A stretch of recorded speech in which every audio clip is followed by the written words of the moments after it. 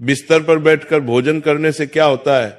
यमराज ने चित्रगुप्त को जो रहस्य बताया था वो सुनकर आपके भी रोंगटे खड़े हो जाएंगे। तो चलिए जानते हैं कि मनुष्य को बिस्तर पर बैठकर भोजन क्यों नहीं करना चाहिए। एक बार यमलोक में यमराज अपने सभागार में सिंहासन पर विराजमान थे और उनके समीप चित्रगुप्त बैठकर विनम्रता पूर्वक बात कर रहे थे। वार्तालाप के दौरान चित्रगुप्त ने यमराज से जिज्ञासा प्रकट की, हे प्रभु, कृपा करके मेरी कुछ शंकाओं का समाधान कीजिए। मनुष्य को भोजन किस प्रकार से करना चाहिए? भोजन करने के लिए उचित दिशा और स्थान कौन सा है? किन स्थान पर बैठकर भोजन नहीं करना चाहिए? भोजन से पूर्व क्या करना चाहिए और भोजन के बाद क्या करना चाहिए? किसके घर का भोजन नहीं करना चाहिए? किन स्थान पर बैठकर भोजन करने से आयु कम होती है? कृपया करके मेरे इन सभी प्रश्नों का उत्तर दीजिए। यमराज मुस्कुराए और चित्रगुप्त को उत्तर देते हुए बोले, हे चित्रगुप्त, तुमने बहुत उचित प्रश्न पूछे हैं। वास्तव में इन सभी प्रश्नों का उत्तर मनुष्य के आचार व्यवहार और उसकी आदतों में छिपा होता है। जैसा आचरण मनुष्य करता है वैसा ही फल उसे भोगना पड़ता है। अच्छे आचरण से सुख और दीर्घायु प्राप्त होती है, वहीं अनुचित आदतों के कारण दुख और अकाल मृत्यु तक हो सकती है। मनुष्य को भोजन करते समय शास्त्रों के नियमों का पालन अवश्य करना चाहिए। जो भी मनुष्य शास्त्रों के नियमों का पालन करते हुए भोजन ग्रहण करता है वो निश्चित ही दीर्घायु होता है। उसका शरीर रोग और व्याधियों से दूर रहता है, उसके शरीर में पाप वास नहीं करते हैं। इसीलिए भोजन करते समय मनुष्य को दिशा, स्थान, समय और उम्र का ध्यान अवश्य रखना चाहिए। यह सुनकर चित्रगुप्त ने विनीत स्वर में कहा, हे प्रभु, कृपया इन रहस्यों को विस्तार से समझाएं। भोजन संबंधी जो जो नियम है मुझे विस्तार से बताइए। यमराज गंभीर स्वर में बोले, हे चित्रगुप्त, तुम्हारे प्रश्नों का उत्तर देने से पहले मैं तुम्हें एक प्राचीन कथा सुनाता हूं। इस कथा को ध्यान से सुनो, इसमें तुम्हें तुम्हारे सभी प्रश्नों के उत्तर मिल जाएंगे।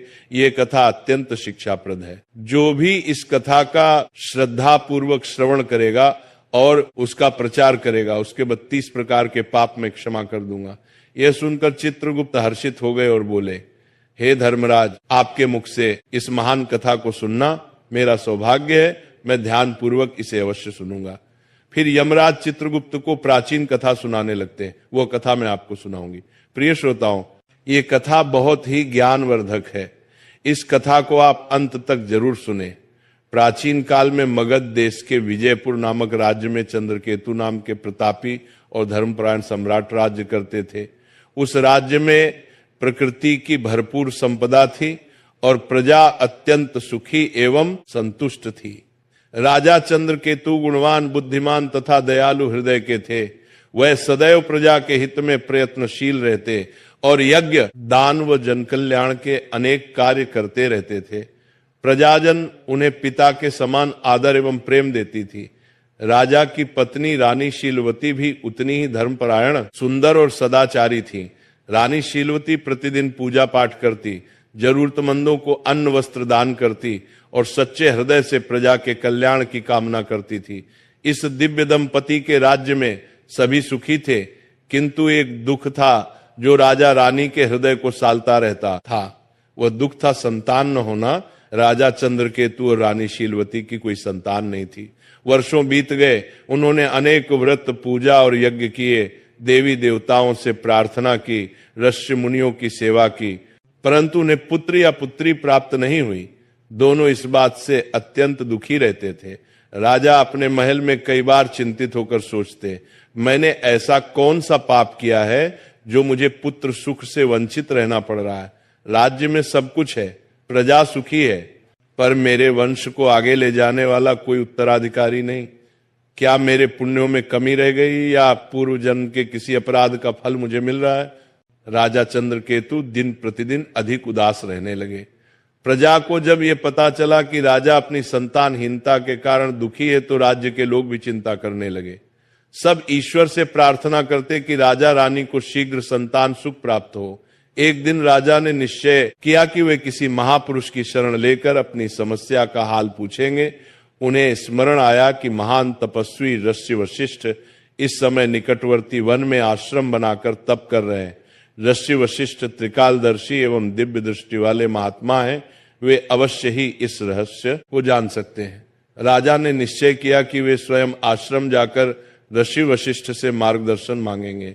अगले ही दिन प्रातः राजा चंद्रकेतु कुछ सहयोगियों सहित अपने रथ पर सवार होकर वन की ओर चल पड़े। शीघ्र ही राजा वशिष्ठ मुनि के शांत आश्रम पहुंचे, जो हरे भरे वृक्षों से घिरा था और जहां पक्षियों का मधुर कलरव गूंज रहा था। ऋषि वशिष्ठ आश्रम के द्वार पर ही मानो उनकी प्रतीक्षा कर रहे थे। राजा को आते देख ऋषि ने मुस्कुराकर स्वागत किया और बोले, राजन, हमारे आश्रम में तुम्हारा स्वागत है। आज इधर आने का क्या कारण है? सब कुशल तो है? कहीं राज्य कार्य से विरक्त होकर संन्यास लेने का विचार तो नहीं बना लिया? इतना कहकर ऋषि ने हल्की मुस्कान की, फिर गंभीर हो गए।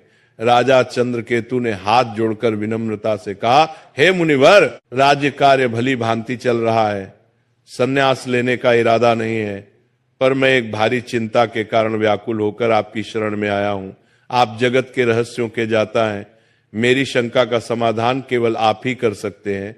शिष्य वशिष्ठ ने सहानुभूति भरे स्वर में पूछा, राजन, आप जैसे प्रतापी और धर्मनिष्ठ राजा को भला किस बात का दुख हो सकता है? निश्चय ही आपकी प्रजा सुखी है, राज्य समृद्ध है। फिर भी यदि आपके मन में कोई शंका या कष्ट है तो निसंकोच कहिए, मैं यथाशक्ति अवश्य सहायता करूंगा। तब राजा चंद्रकेतु ने दुखी स्वर में अपनी व्यथा सुनाई।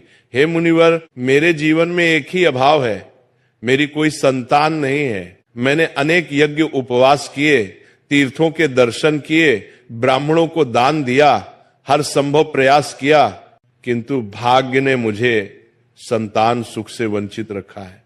कृपा कर ये बताएं कि ऐसा कौन सा अपराध मुझसे हुआ है जो मुझे संतानहीन रहने का दंड मिला है? मेरे बाद मेरे राज्य का उत्तराधिकारी कौन होगा? मेरा वंश कैसे आगे बढ़ेगा? मेरे मन की ये पीड़ा दूर कीजिए और ये बताइए कि संतान प्राप्ति के लिए मुझे क्या उपाय करना चाहिए। राजा की व्यथा सुनकर ऋषि वशिष्ठ ने कुछ पल के लिए आंखें मूंद ली और अपनी दिव्य दृष्टि से राजा के पूर्व जन्म के कर्मों का निरीक्षण करने लगे। ध्यान मग्न ऋषि पर राजा की निगाह टिकी थी। कुछ क्षण बाद ऋषि ने आंखें खोलकर कहा, हे राजन, जो कुछ मैं बता रहा हूं उसे धैर्यपूर्वक सुने। आपके संतान न होने का कारण आपके पूर्व जन्म के कर्म में छिपा है। पिछले जन्म में अनजाने में आपसे एक पाप हुआ था, जिसका दंड आपको इस जन्म में संतानहीनता के रूप में मिल रहा है। राजा चंद्रकेतु चकित होकर बोले, पूर्व जन्म का पाप कृपया विस्तार से बताए मुनिवर, मुझसे ऐसा कौन सा पाप हो गया? वशिष्ठ जी बोले, पूर्व जन्म में आप एक साधारण शिकारी थे और वन में शिकार करके जीविका चलाते थे। मूलतः आप बुरे हृदय के नहीं थे, पर शिकार के दौरान कभी कभी अधर्म हो ही जाता है। एक दिन की बात है, आप जंगल में एक हिरण का पीछा करते करते बहुत दूर निकल गए। वहां एक हरी भरी जगह पर एक गौ माता अपने बछड़े को दूध पिला रही थी। दुर्भाग्यवश आपको वह दिखाई नहीं दी। आपको लगा शायद हिरण झाड़ियों के पीछे है और आपने उसी ओर तीर चला दिया। वह तीर सीधे उस गौ माता को जा लगा। बेचारी गाय बुरी तरह घायल हो गई और पीड़ा से भूमि पर गिर पड़ी। उसका बछड़ा डरकर कांपने लगा। जब आपको अपनी भूल का पता चला तो आप बहुत पछताए और भागकर गाय के पास पहुंचे। आपने तुरंत उपचार का प्रयत्न किया, पर कुछ देर बाद उस गाय ने तड़प कर प्राण त्याग दिए। हे राजन, गौ माता को अकारण कष्ट पहुंचाने के कारण ही आपको वर्तमान जन्म में संतान सुख से वंचित रहना पड़ा है। गाय परम पवित्र प्राणी है और उसे गौ माता कहा जाता है। उसकी पीड़ा का पाप बहुत बड़ा होता है। भले ही वह अनजाने में हुआ, लेकिन पिछले जन्म में आपके हाथों यह पाप हुआ था, इसलिए इस जन्म में आपको पुत्रहीन रहने का श्राप मिला। पूर्व जन्म का यह रहस्य सुनकर राजा चंद्रकेतु के नेत्रों से आंसू बहने लगे। वे दुखी होकर बोले, मुनिवर, मुझे पछतावा है कि पिछले जन्म में मुझे ऐसा अनर्थ हो गया। मैंने अज्ञानवश गोहत्या का पाप किया। अब बताइए कि इस पाप से मुक्ति का कोई मार्ग है क्या? कोई प्रायश्चित है जो मैं कर सकता हूं? कृपा करके मुझे इस पाप से उबरने का उपाय बताएं। ऋषि वशिष्ठ ने कोमल स्वर में कहा, हे राजन, हर पाप से प्रायश्चित द्वारा मुक्ति संभव है। यदि मनुष्य हृदय से प्रायश्चित करना चाहे, आपके मामले में भी उपाय है। गौ हत्या या गौ को कष्ट देने के प्रायश्चित स्वरूप आपको गौ सेवा करनी चाहिए। आप पूरी निष्ठा से गायों की सेवा करें, भूखी गायों को चारा पानी दें, गौशालाएं बनवाएं, बीमार गायों का उपचार करवाएं और गौ माता के प्रति प्रेम एवं भक्ति रखें। गौ सेवा से बढ़कर कोई पुण्य नहीं है। इसी से आपके पूर्व जन्म के पाप का शमन हो सकेगा। राजा चंद्रकेतु ने आशिक के चरण पकड़ लिए और कृतज्ञता से बोले, मुनिवर, आपने मेरी आंखें खोल दी। मैं अवश्य आपके बताए मार्ग का पालन करूंगा। गौ माता की सेवा करके ही मैं अपने पाप धोने का प्रयास करूंगा।